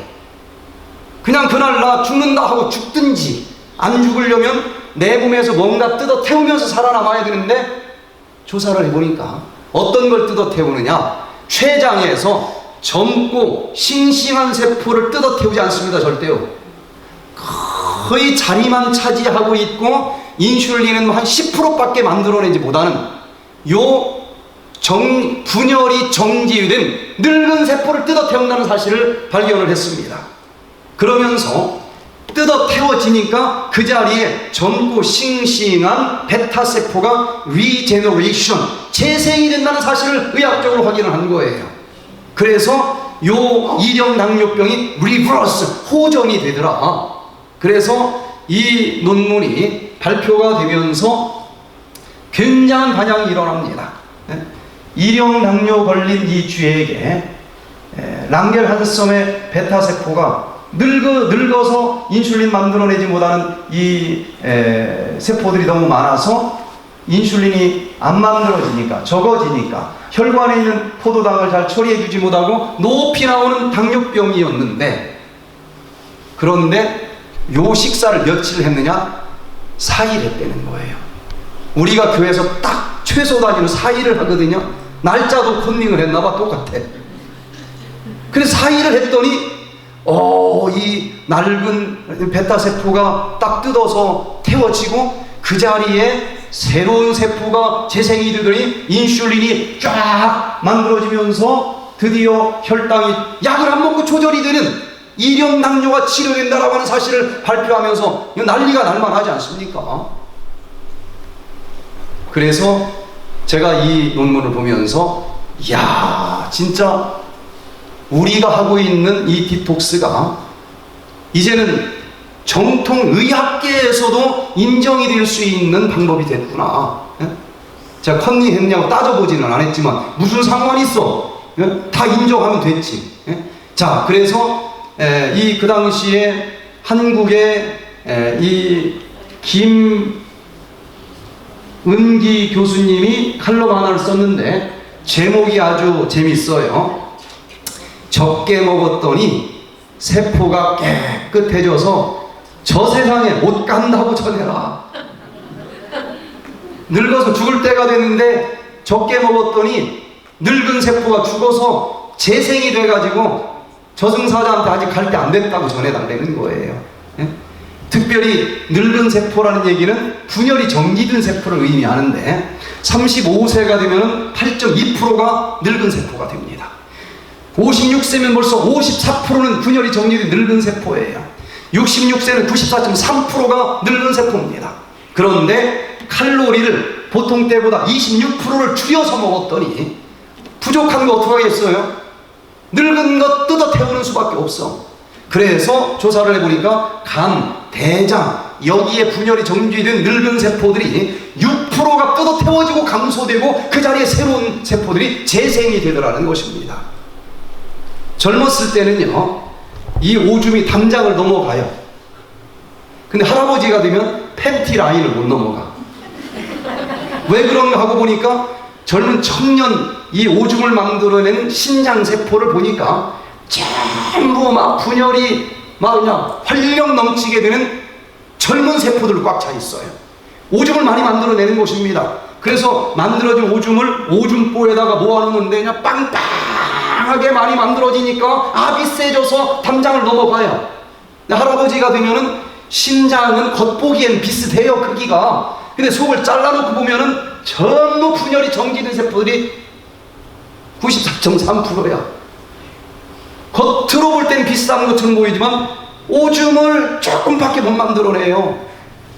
오줌보가 압이 생기질 않아요. 팬티 라인도 못 넘어간다니까. 그런데 어떡하겠어, 늙어서 그런 걸. 지금까지 의학은 그래요. 그런데 이 논문이 나가면서 노인성 질환을 도전할 수 있겠다. 그 한국의 삐땅기 성형외과 혹시 아십니까? 아버지가 유준현 장로님이라고 정말 유명하신 분이에요.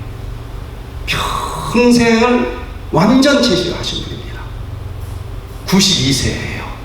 92세 때 저희 힐링센터에 왔는데 그분이 채식을 해도 늙는 건 어찌 할 수 없잖아요. 허리가 이제 나이가 92세니까 이렇게 굽었어. 지팡이를 잡아요. 그리고 걸을 때 노인들 걸음이 뒷다리가 쫙 펴지지 않게 걷는 거 무슨 얘기인지 아시죠? 쫙 안 펴져. 펴지다 말어. 이렇게 걷는 거예요. 그 상태에서 이제 손자가 보호자가 돼서 이 프로그램에 왔습니다. 부축을 받으면서 계단을 내려가요.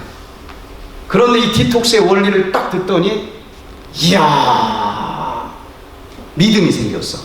믿음이 생긴다는 건 굉장한 겁니다. 밀가루를 먹어도 이건 진통제다 하고 믿고 먹으면 통증이 사라집니까? 안 사라집니까? 이건 이미 증명됐어. 우리 몸은 그렇게 작동을 합니다. 근데 믿음이 생겼어. 이야, 이거 늙었다고 끝난 게 아니네. 가능하겠다. 하루만 있다 가기로 했다가 일주일을 했어요. 일주일 지나니까 허리가 쫙 펴져. 전 80 넘으신 할아버지들이 허리 쫙 펴지는 걸 많이 봤습니다. 그리고 다리가 쫙쫙 펴지면서 청년처럼 걷는 거예요. 지팡이 던져버리고 설악산 올라갔다 내려갔다 하는 것입니다. 분명히 노인성 질환에 놀라운 효과가 있는 걸 제가 여러 사람을 통해서 봤고, 이건 제 얘기가 아니고 논문으로 증명된 얘기인데, 차이점이 뭐냐? 이분들은 아메바 차원에서 실험을 하고 있고 생쥐 차원에서 실험을 하고 있지만 누가 카피했느냐는 전문가가 보면 금방 알아요. 우리는 사람 차원에서 지금 실험을 하는 게 아니라 15년 동안 이미 하고 있어. 이분들이 사람 차원으로 봐도 바로 못 넘어오는 이유는 뭔가? 부작용 때문에 못하는 거예요. 근데 백투에덴 디톡스는 부작용이 전혀 없도록 개발이 되어 있습니다. 제가 시카고에서 이 프로그램을 할 때에 한 50년 동안 목회를 하다가 은퇴하신 목사님이 첫날 참석을 하셨어요. 등록을 안 했습니다. 디톡스 등록을 안 하고 첫날 강의 이걸 듣더니 자기도 디톡스를 해야 되겠대. 그래서 악수를 딱 하는데 손이 많이 떨려요. 옆에서 부축을 하고 있어요. 당뇨를 42년 동안 가지고 있다는 겁니다. 그런데 고혈압에 위장병에 신장병에 눈, 귀, 당뇨 합병증이 이제 시작이 되면서 병원에 가면은 전문의 9개 분야의 전문 분야를 다니면서 심장내과, 안과 이렇게 해서 하루 버티고 있대요. 약을 주사를 맞아도 300 이하로 떨어지질 않아요, 혈당이. 그런데 디톡스를 한다는 것까지는 제가 잘하셨습니다 이렇게 얘기를 했는데, 약을 요만큼 먹는데 요걸 끊고 해야 될까요? 먹고 해야 될까요? 제가 뭐라고 대답을 했을까요? 손 잡아보니까 오늘 저녁에도 갈 수 있어 보니까. 나이도 뭐 82세고. 그래서 그냥 먹으면서 하시죠. 그랬더니 이분이 못마땅한 눈치예요. 한참 있더니 그냥 끊고 하겠습니다. 제가 한 발 더 바짝 다가서면서 그냥 먹고 하시죠. 근데 영 짬짬하면서 가는 거예요. 그날 저녁에 집에 가서 이제 전쟁이 벌어졌대요. 그 딸이 약사예요. 아버지, 이 약을 먹어도 지금 오늘 저녁 내일 저녁 불안해 죽겠는데 이걸 끊고 세상에 이게 말이 됩니까? 근데 이 목사님에게 무슨 믿음이 생겼는지 아무도 바꿀 수가 없어요. 저도 불안하지만 본인이 하겠다는 걸 뭐 어떡하겠어. 그래서 이제 그날부터 디톡스를 하는데 매일 끝나면서 학수를 해보면 점점점 힘이 생기는 거예요. 일주일 지나니까 주사, 약 다 끊고서도 혈압 정상, 혈당 정상, 놀랍게 좋아지는 것입니다. 그 딸이 아버지를 계속 관찰하면서 갈수록 좋아지네. 그래서 나중에는 이 약국에서 이 약사가 백투에덴 전도사가 됐대요. 당신도 백투에덴 하세요. 그래서 저희가 설악산 백투에덴 힐링센터 처음 오픈할 때 그 딸이 아빠, 엄마, 나는 바빠서 못 가고 내가 비행기 싸가고 그 한 달치 입소비 다 대드릴 테니까 하나도 빠지지 말고 다 적어 갖고 와서 나 좀 가르쳐 줘. 그래가지고 한국에 와서 한 달 동안 있었는데 혈압혈당 다 정상이 되고 처음에는 조금 이제 걷는 게 조금 불안정했는데 한 달 지나니까 흔들바위까지 올라갔다 내려갔다 할 정도로 완벽하게 좋아졌고, 이분이 이거 진짜 성경에서 100% 나온 프로그램인데 자기도 평생 성경만 전하면서 살아온 사람이지만 나 이런 하나님 믿고 살고 싶습니다. 침례 좀 다시 받으면 안 될까요? 그래서 하도 받고 싶다고 해서 사모님과 함께 그 피골 계곡에서 두 분을 침례를 줬어요. 나이와 상관없이 지금까지 불치병이라고 얘기한 것과 상관없이 놀랍게 좋아지는 것을 보는데, 이 세상에서 지금 학자들이 발표하는 오토파지 치료 원리보다도 백퇴된 치료 원리가 얼마나 앞섰는지 한두 개만 제가 말씀 좀 드릴게요. 이제 이 분야가 Scientific Reports에 발표된 한국의 이 포스텍 교수 유성호 교수도 이쪽에 이제 전문가인데, 오토파지 시스템의 스위치가 언제 켜지는지에 대해서 특별히 연구를 한 전문가입니다. 이 mTOR이라고 하는 세포 내 인산화 효소가 오토파지 시스템에서 중요한 위치를 차지한다는 것을 이분은 확인을 했어요. 이 mTOR이라고 하는 이 효소는 ATP, 에너지를 많아지도록 먹어주면 화살표는 격려한다는 뜻이에요. 너 힘 좀 내라, 힘 좀 내라 하는 거예요. 그런데 금식, 에너지를 안 먹으면 mTOR이 하는 일을 억누르는 거야. 막 너 좀 가만히 좀 앉아 있어, 이런 표시예요. 그런데 mTOR이 하는 일은 뭔가 하면, 이 둘은 의자 하나니까 둘이 다 앉을 수는 없어요. 누가 더 세느냐에 따라서 어떤 쪽 신호가 mTOR 효소에 전달되는지가 결정되는 거예요.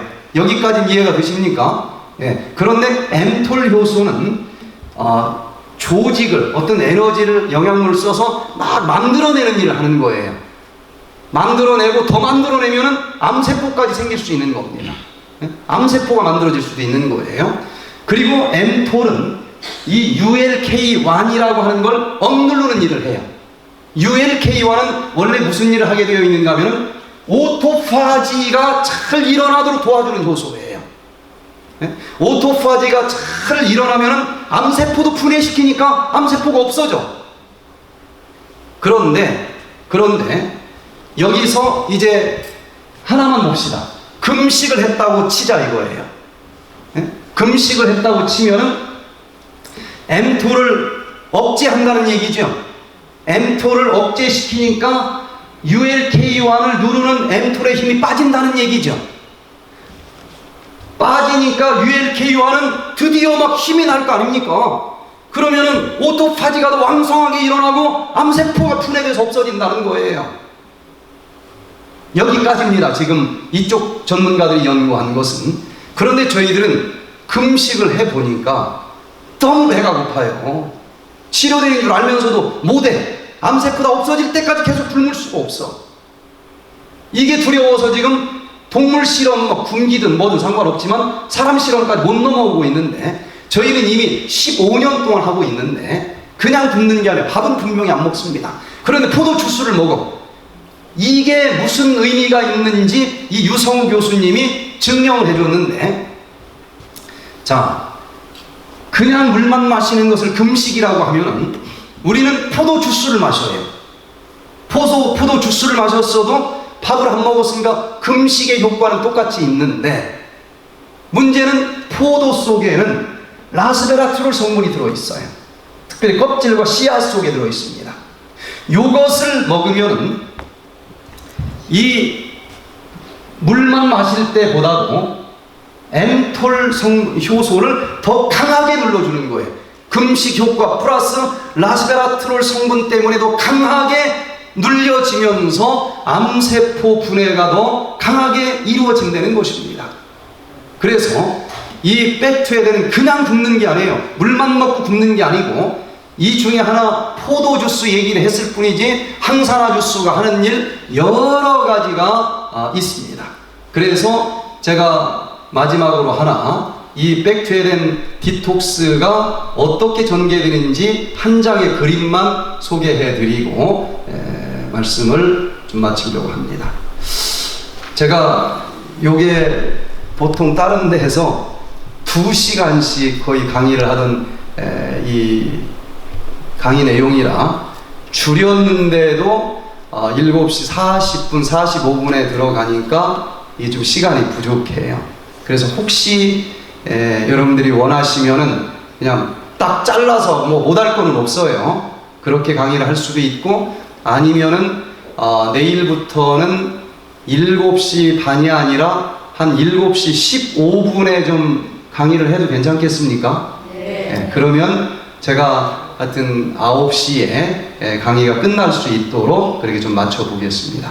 좀 힘들면은 제가 강의를 그까짓 거 몇 장 빼는 건 일도 아니기는 한데, 이왕 멀리 왔으니까 하나라도 좀 더 전해드리고 싶은 마음이라서, 지금 멀리서 오신 분들이 많아서 마냥 늦게 하는 건 큰 실례 같고, 내일부터 식사를 조금 일찍 먹으러 오시고 7시 15분에 강의가 좀 들어갈 수 있도록 그렇게 그러면 한번 해보도록 하겠습니다. 자, 제가 최대한 빨리 백투에덴 디톡스를 어떻게 하는 것인지를 설명을 드리면요, 백투에덴 디톡스는 지금 현대의학에서 이 디톡스가 어떤 기전으로 진행이 되는지, 그 기전을 바탕으로, 그런데 잘 진행되지 못하는 부분이 무엇인지를 파악해서 그 부분을 조금씩 도와줌으로 디톡스가 완성되게 해주면서 치료를 하는 거예요.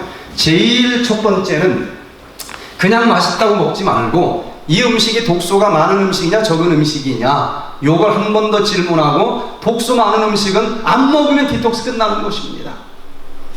그래서 입술에다 1차 방어전선을 펼치자는 것이고, 안타깝게도 여기 방어전선이 뚫어져서 독소가 몸속으로 들어왔다. 그럼 2차 방어전선은 그 중요한 장에다가 세우라는 것입니다. 여기에 아군 적군을 잘 구별할 수 있는 똑똑한 면역세포를 파수병으로 세워놓고, 들어오는 놈들마다 독소는 그냥 대변으로 버려버리고, 영양소는 어서오세요 하고 몸속으로 흡수하게 해주는 이 일만 잘해주면 또 여전히 건강하게 살 수 있지 않겠어요? 그런데 안타깝게도 현대인들 대부분은 이미 여기가 망가졌기 때문에 장을 청소를 해줘야 된다. 장을 청소해주는 방법이 이 관장을 하는 방법이 있고 여러 가지가 있는데, 관장을 하면 부작용이 일부의 사람들에게 심각합니다. 저도 처음에는 관장을 하는 프로그램으로 시작을 했지만은 이건 죽어도 안 한다는 사람들도 많고 부작용도 심각하고, 그래서 현재는 업그레이드가 돼서 관장을 하지 않는데도 배변 효소를 먹으면서 했더니 이 낡은 뮤신까지 막 시래기 줄기처럼 나올 정도로 어떤 이 관장을 하는 것보다도 여기 장을 완전히 청소해주고 좋은 미생물이 다시 살도록 해주고 이 용모들이 재생되게 해주는 이런 치료가 가능하도록 업그레이드가 되어 있습니다. 그런데 안타깝게도 여기도 방어전선이 뚫어져서 이제 문맥을 통해서 몸속으로 독소가 들어왔어요. 여기저기 그냥 돌아다니게 할 수는 없잖아요. 다 한자리로 모아서 해독의 장기 간으로 이 독소를 다 끌고 갑니다. 그런데 이 간에서 너무 여기저기 찌르지 말아라 하는 의미로 그 예리한 독소들을 전부 다 이 기름보따리로 보쌈을 해가지고 끌고 옵니다. 그래서 해독의 장기까지 들어온 이 독소는 대부분 지용성 독소예요. 얘를 이제 드디어 간해독 1단계, 간해독 2단계를 통해서 풀어지기 시작을 하는데, 간해독 1단계는 지용성 독소의 기름보따리를 풀어서 꺼내 놔주는 게 1단계 해독이라고 교과서에는 나와요. 그런데 저절로 되는 것이 아니라 이때 사이토크롬 P450계열의 효소들의 도움이 있어야만 이 일이 진행이 됩니다. 그런데 대부분 현대인은 효소가 결핍되어 있기 때문에 효소를 먹으면서 합니다. 그러면 드디어 지용성 독소가 풀어져서 물에 녹는 수용성 독소가 됩니다. 그런데 이렇게 보따리가 풀어지는 과정에서 엄청나게 많은 활성산소들이 나온다는 거예요. 오히려 디톡스 잘못하면 만병의 근원인 활성산소가 증가되면서 질병이 발생될 수도 있어요. 이것을 우리는 알고 있기 때문에 그때마다 기다렸다 얼른 활성산소를 잡아먹는 항산화제를 또 먹으면서 합니다. 그렇지 않으면 오히려 조직이 파괴되면서 여러 가지 질병이 더 살은 빠졌는데 심해질 수 있어요. 대부분 인터넷에 나오는 이 디톡스라는 이름으로 돌아다니는 다이어트 프로그램은 살 빠지는 데만 목표가 있기 때문에 살은 일시적으로는 빠질지 모르지만 오히려 뼈에서 칼슘까지 다 빠져나가가지고 골다공증을 비롯해서 여러 가지 몸이 더 나빠지는 경우가 참 많아요. 근데 백투에는 칼슘이 더 증가됩니다. 각종 미네랄이 더 증가돼요. 피부가 더 푸석푸석한 게 아니라 윤기가 나요. 자, 이렇게 간해도 1단계가 끝났으면 이제 간해도 2단계로 들어가는데, 간해도 2단계는 이렇게 떨어져 나왔고 풀어진 독소들을 몸 밖으로 버려두는 것입니다. 그런데 이 독소가 자기 발로는 절대로 안 나가요. 그래서 포승줄로 묶어가지고 강제로 끌어다 버려줘야만 됩니다. 포승줄 역할을 해주는 영양소를 먹어줘야 된다는 것인데, 이것을 교과서에서는 포함영양소라고 그래요. 우리는 절대로 굶지 않습니다. 그렇게 배가 고프지 않아요.